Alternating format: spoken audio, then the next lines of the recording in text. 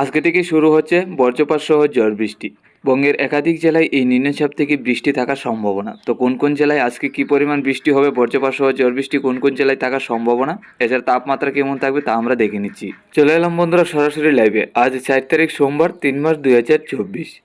দেখুন, আজকে সকাল থেকে আমরা লক্ষ্য করতে পারছি বাংলাদেশের উত্তরের জেলাগুলির মধ্যে রয়েছে হালকা পাতলা ছিটাফোঁটা বৃষ্টি। তাদের রংপুর, কালাই এবং রাজশাহী সাইড নিয়ে রয়েছে হালকা পাতলা ঝড় বৃষ্টি। এছাড়াও পশ্চিমবঙ্গের উত্তরের জেলাগুলির মধ্যে রয়েছে নিম্নচাপ। তাদের পশ্চিমবঙ্গের জেলাগুলির মধ্যে বজ্রপাত সহ ঝড় বৃষ্টি রয়েছে আজকে সকাল থেকে। তো আজকে বেলা বাড়তেই আমরা লক্ষ্য করতে পারছি নিম্নচাপটা রংপুর, রাজশাহী, কালাই এবং ময়মনসিংহের দিকে থাকবে। ঢাকার সাইড নিয়ে এগিয়ে আসবে, তারপর ঢাকার মধ্যে বৃষ্টির কিন্তু কোনো সম্ভাবনা থাকছে না।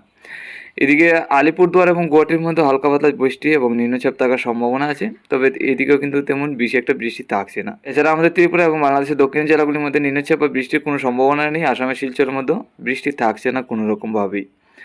আজকে বিকালের মধ্যে লক্ষ্য করতে পারছি তেমন বৃষ্টি বা নিম্নচাপ আমাদের ত্রিপুরা এবং বাংলাদেশের দক্ষিণ জেলাগুলির মধ্যে থাকার সম্ভাবনা নেই। তবে আজকে দুপুরের পর থেকে বিকালের দিকে কিছু মেঘলাভাব থাকতে পারে আমাদের ত্রিপুরা এবং বাংলাদেশের দক্ষিণের জেলাগুলির মধ্যে।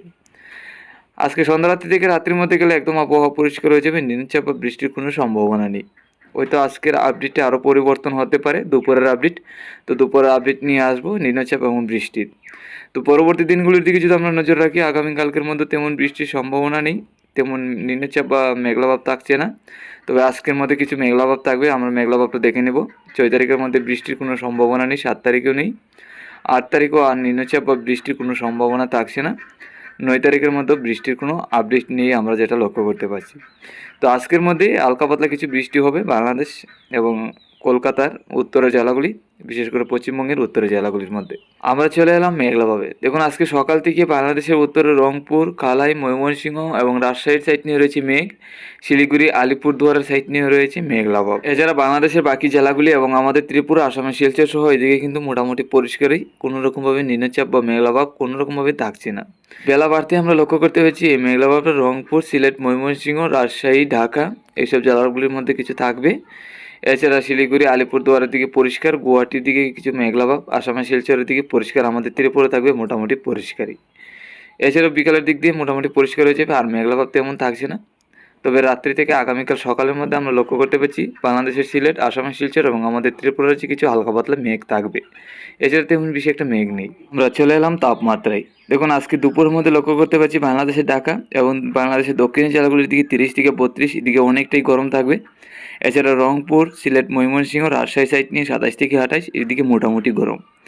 আসামের শিলচর, শিলিগুড়ি, আলিপুরদুয়ার, গুয়াহাটির দিকেও 27 থেকে 28 মোটামুটি গরম থাকবে। আর আমাদের ত্রিপুরা রাজ্যে আজকে তার দুপুরের তাপমাত্রাটা যদি নজর রাখি, তাহলে 29 থেকে 30 আমাদের ত্রিপুরা রাজ্যে অনেকটা গরম থাকতে চলেছে আজকে দুপুরের মধ্যে। আজকে রাত্রির মধ্যে গেলে আমাদের ত্রিপুরা এবং বাংলাদেশের একাধিক জেলায় আমরা লক্ষ্য করতে পারছি 23 থেকে 24 মোটামুটি গরমের ভাব থাকবে। আসামের শিলচর, শিলিগুড়ি, আলিপুরদুয়ার, গুয়াহাটির দিকে 20 থেকে 23, এদিকেও মোটামুটি অনেকটাই গরম থাকবে। আগামীকাল সকালের মধ্যে 18 থেকে 19, 20-এর কাছাকাছি একদম হালকা পাতলা ঠান্ডা ভাব থাকবে, তেমন বেশি একটা ঠান্ডা থাকছে না। আগামীকাল দুপুরের মধ্যে গেলে 30 থেকে 31, অনেকটাই গরম বাড়তে চলেছে ত্রিপুরা বাংলাদেশের একাধিক জেলায়। আসামের শিলচর, শিলিগুড়ি, আলিপুরদুয়ার, গুয়াহাটির দিকেও 29 থেকে 30-এর কাছাকাছি থাকবে, এদিকে অনেকটাই গরম বাড়বে।